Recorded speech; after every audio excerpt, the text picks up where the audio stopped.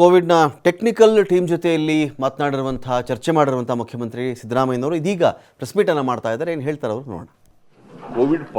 ಕೋವಿಡ್ನಿಂದಲೇ ಸತ್ತಿದ್ದಾರೆ ಅಂತ ಹೇಳಕ್ಕಾಗಲ್ಲ. ಬೇರೆ ರೋಗಗಳಿಂದಲೂ ಕೂಡ ಸತ್ತಿರಬಹುದು. ಆದರೆ ಅವ್ರಿಗೆ ಕೋವಿಡ್ ಪಾಸಿಟಿವ್ ಇತ್ತು. ಅದಕ್ಕೋಸ್ಕರ ಈಗಾಗಲೇ ನಮ್ಮ ಹೆಲ್ತ್ ಮಿನಿಸ್ಟರ್ ಮೀಟಿಂಗ್ ಮಾಡಿದ್ರು. ಟೆಕ್ನಿಕಲ್ ಅಡ್ವೈಸರಿ ಕಮಿಟಿಯವ್ರ ಜೊತೆಯಲ್ಲಿ ಮತ್ತೆ ಅಧಿಕಾರಿಗಳ ಜೊತೆಯಲ್ಲಿ. ನೀನು ಸೇರಿದ್ದ ಆ ಮೀಟಿಂಗ್? ನೀನು ಇವರು ನಮ್ಮ ಮೆಡಿಕಲ್ ಎಜುಕೇಶನ್ ಮಿನಿಸ್ಟರ್ ಕೂಡ ಬೇರೆ ಮೀಟಿಂಗ್ ಮಾಡಿದ್ರು. ಏನಪ್ಪ ಕೈ ತೋರಿಸ್ತಾ ಇದ್ರು? ಕರೆಕ್ಟ್ ಆಗಿದೆ.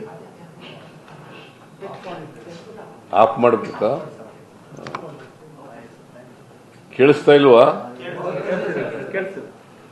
ಸೊ ಅದಕ್ಕೋಸ್ಕರ ಇವತ್ತು ಟೆಕ್ನಿಕಲ್ ಅಡ್ವೈಸ್ ಕಮಿಟಿಯವ್ರ ಜೊತೆಯಲ್ಲಿ ಚರ್ಚೆ ಮಾಡಿ ಅವರು ಕೊಟ್ಟಿರ್ತಕ್ಕಂಥ ಸಲಹೆಗಳನ್ನು ಕೂಡ ತಗೊಂಡಿದ್ದೀವಿ.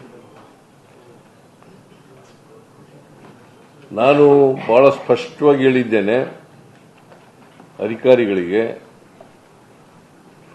ಯಾವುದೇ ಕಾರಣಕ್ಕೆ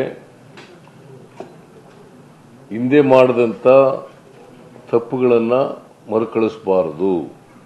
ಆಕ್ಸಿಜನ್ ಕೊರತೆಯಾಗಲಿ, ಬೆಡ್ ಕೊರತೆಯಾಗಲಿ, ವೆಂಟಿಲೇಟರ್ ಕೊರತೆಯಾಗಲಿ, ಇವ್ಯಾವು ಕೂಡ ಇರಬಾರದು.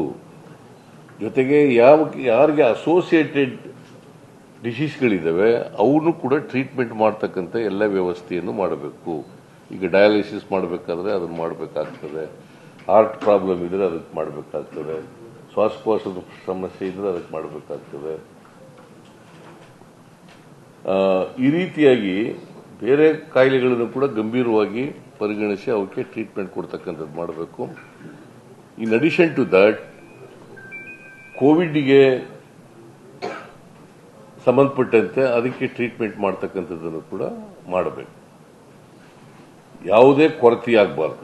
ವೆಂಟಿಲೇಟರ್ ಕೊರತೆ ಆಗಬಾರ್ದು, ಬೆಡ್ಗಳ ಕೊರತೆ ಆಗಬಾರ್ದು, ಔಷಧಿಗಳ ಕೊರತೆ ಆಗಬಾರ್ದು. ಇವೆಲ್ಲನೂ ಮಾಡಬೇಕು. ಜೊತೆಗೆ vaccination if possible, if required vaccination ಕೂಡ ಪ್ರಾರಂಭ ಮಾಡಬೇಕು. ಯಾಕಂದ್ರೆ it is one of the preventive measures. ಯಾರು ತಗೊಂಡಿಲ್ಲ ಅವರು. ಸೊ ವ್ಯಾಕ್ಸಿನೇಷನ್ ಕೂಡ ಪ್ರಾರಂಭ ಮಾಡಬೇಕು ಅಂತ ಸಲಹೆ ಕೊಟ್ಟಿದ್ದೀನಿ. ಇದು ಈಗ ಬಂದಿರತಕ್ಕಂಥ ತಳಿ ಉಪತಳಿ ಸರ್, ಇದು ಉಪತಳಿ. ಈಗಿನ ತಳಿ ಏನಂತ ಮಾಡಿದ್ದಾರೆ ಅಂದ್ರೆ JN.1.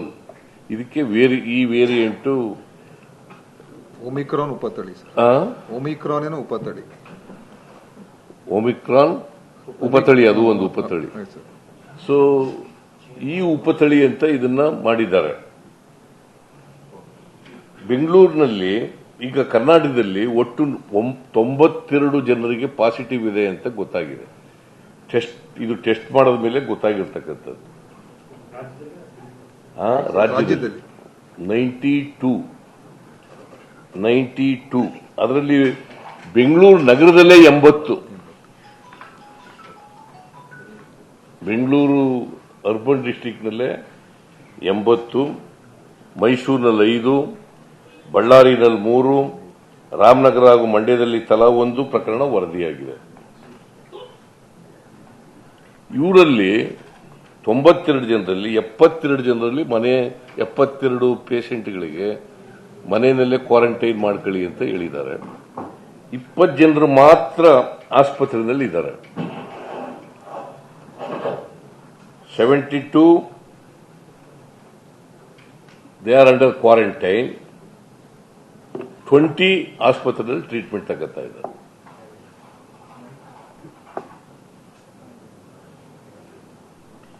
ಏಳು ಜನರು ಔಟ್ ಆಫ್ 20 7 ಜನ ಐಸಿಯುನಲ್ಲಿ ಇದ್ದಾರೆ. Not because of Covid Covid positive, ಬೇರೆ ಬೇರೆ ಕಾರಣಗಳಿಗೋಸ್ಕರ ಐಸಿಯುನಲ್ಲಿ ಇದ್ದಾರೆ. ಬಟ್ ಕೋವಿಡ್ ಕೂಡ ಇದು ಕೂಡ ಪಾಸಿಟಿವ್ ಇದೆ, ಬೇರೆ ಬೇರೆ ಸಮಸ್ಯೆಗಳು ಇರೋದ್ರಿಂದ ಅವರು ಐಸಿಯುನಲ್ಲಿದ್ದಾರೆ. ಸೊ ವಿಶಿಷ್ಟಿ ಇದು. ಮತ್ತೆ ಪ್ರತಿದಿನ 5,000 ಟೆಸ್ಟ್ ಮಾಡಬೇಕು ಅಂತ ಹೇಳಿದ್ದಾರೆ. ಶನಿವಾರಕ್ಕೆ ಮಾಡ್ತೀವಿ ಸರ್. ಶನಿವಾರದಿಂದ 5,000 ಟೆಸ್ಟ್ ಮಾಡಬೇಕು ಅಂತ ಹೇಳಿದ್ದಾರೆ. ಅದರಲ್ಲಿ ರ್ಯಾಪಿಡ್ ಆಂಟಿಜೆನ್ ಟೆಸ್ಟ್ ಅಂತ ಅದು 1,500, RT-PCR ಅಂತ ಇನ್ನೊಂದು ಅದು 3,500.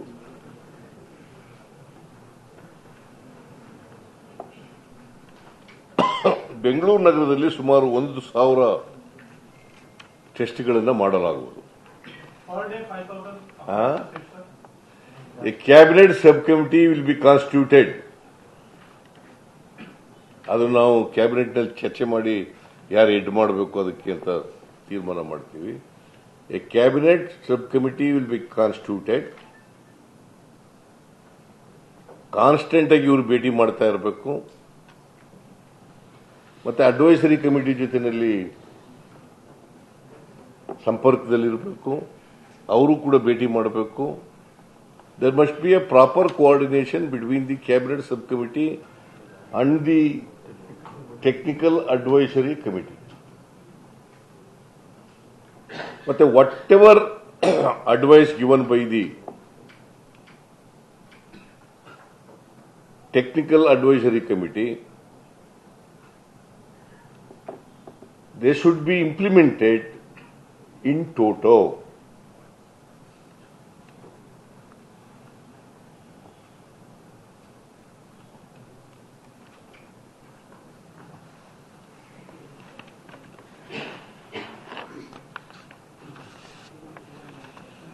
ಅದರಿಂದ ಈ ಬಾರ್ಡರ್ ಡಿಸ್ಟ್ರಿಕ್ಟ್ಗಳಲ್ಲಿ ಹೆಚ್ಚು ಟೆಸ್ಟ್ ಮಾಡ್ತಕ್ಕಂಥದ್ದನ್ನು ಕೂಡ ಮಾಡಬೇಕು. ಇದು ಈ ಕಾಯಿಲೆ ಇದೆಯಲ್ಲ, ಯಾರು ಕೂಡ ಆತಂಕ ಪಡಬೇಕಾದಂತ, ಭಯ ಪಡಬೇಕಾದಂತ ಅಗತ್ಯ ಇಲ್ಲ. ಆದರೆ ಎಚ್ಚರಿಕೆಯಿಂದ ಇರಬೇಕು, ಎಚ್ಚರಿಕೆ ಕ್ರಮಗಳನ್ನು ಅನುಸರಿಸಬೇಕು.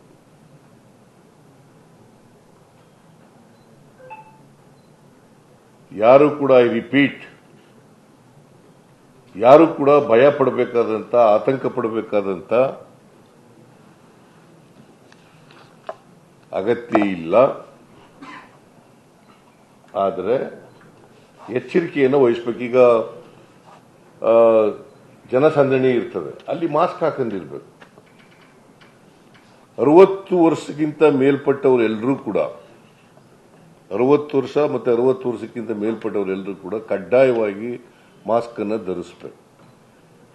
ಜನಸಂಪರ್ಕ ಮಾಡ್ತಕ್ಕಂಥವ್ರು, ಜನಸಂದಣಿಯಲ್ಲಿ ಹೋಗ್ತಕ್ಕಂಥವ್ರು ಅವರೆಲ್ಲರೂ ಕೂಡ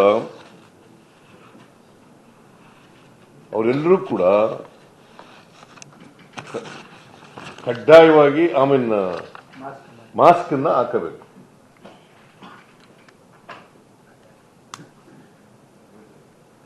ನೀವು ಜನಸಂಪರ್ಕ ಮಾಡ್ತೀರಿ, ನೀವು ಕೂಡ ಮಾಸ್ಕ್ ಹಾಕಬೇಕು. ಕಡ್ಡಾಯ ಮಾಡಲ್ಲ, advisory. It's only advisory. It is only advisory. ಕಡ್ಡಾಯ ಮಾಡ ಅಂತ ಪರಿಸ್ಥಿತಿ ನಿರ್ಮಾಣ ಆಗಿಲ್ಲ. It is only advisory. But ಜನಸಂಪರ್ಕ, ಜನಸಂದಣಿ ಇರ್ತಕ್ಕಂಥ ಸಂದರ್ಭಗಳಲ್ಲಿ ಕಡ್ಡಾಯವಾಗಿ ಹಾಕೊಳ್ಬೇಕು. ಆಮೇಲೆ ನೀವು ಇದನ್ನ ಓವರ್ ಪ್ಲೇ ಮಾಡಕ್ ಹೋಗ್ಬೇಡಿ, ದಯಮಾಡಿ ನಿಮ್ಮಲ್ಲಿ ಮನವಿ ಮಾಡ್ತೇನೆ. ಓವರ್ ಪ್ಲೇ ಮಾಡಕ್ ಹೋಗ್ಬೇಡಿ ಅಷ್ಟೇ. That is my request in all of you. ಅದೆಲ್ಲ ಪ್ರಿಪರೇಷನ್, ಎಲ್ಲ ಆಸ್ಪತ್ರೆಗಳು, ಆಕ್ಸಿಜನ್. ಆಮೇಲೆ ನಾನು ಸಲಹೆ ಕೊಟ್ಟಿದ್ದೀನಿ, ನಮ್ಮ ಮಂತ್ರಿಗಳು ಕೂಡ ಸಲಹೆ ಕೊಟ್ಟಿದ್ದಾರೆ. ನಮ್ಮ ಪರ್ಟಿಕ್ಯುಲರ್ಲಿ ಹೆಲ್ತ್, ನಮ್ಮ ಮೆಡಿಕಲ್ ಇದಕ್ಕೆ ಡೆಡಿಕೇಟೆಡ್ ವಾರ್ಡ್ ಬೆಂಗಳೂರಿನಲ್ಲಿ ಸರ್ಕಾರಿ ಆಸ್ಪತ್ರೆಗಳಲ್ಲಿ ಮತ್ತೆ ಖಾಸಗಿ ಆಸ್ಪತ್ರೆಯವರು ಕೂಡ ಈ ಟ್ರೀಟ್ಮೆಂಟ್ ಮಾಡಲಿಕ್ಕೆ ಏಕೆಂದರೆ ಯಾರು ಕೂಡ ಈ ಅನಾನುಕೂಲ ಆಗಬಾರ್ದು, ಯಾವ ಪೇಷಂಟ್ಗೂ ಕೂಡ ಅನಾನುಕೂಲ ಆಗಬಾರ್ದು. ಮತ್ತೆ ಅಲ್ಲಿ ಡೆಡಿಕೇಟೆಡ್ ಮಾಡಿದ್ರೆ ಅಲ್ಲಿ ಎಲ್ಲ ಫೆಸಿಲಿಟೀಸು ಇರಬೇಕು. ಎಲ್ಲ ಬೇರೆ ರೋಗಗಳಿಗೆ ಟ್ರೀಟ್ಮೆಂಟ್ ಮಾಡೋಕ್ಕೂ ಕೂಡ ಫೆಸಿಲಿಟೀಸ್ ಇರಬೇಕು.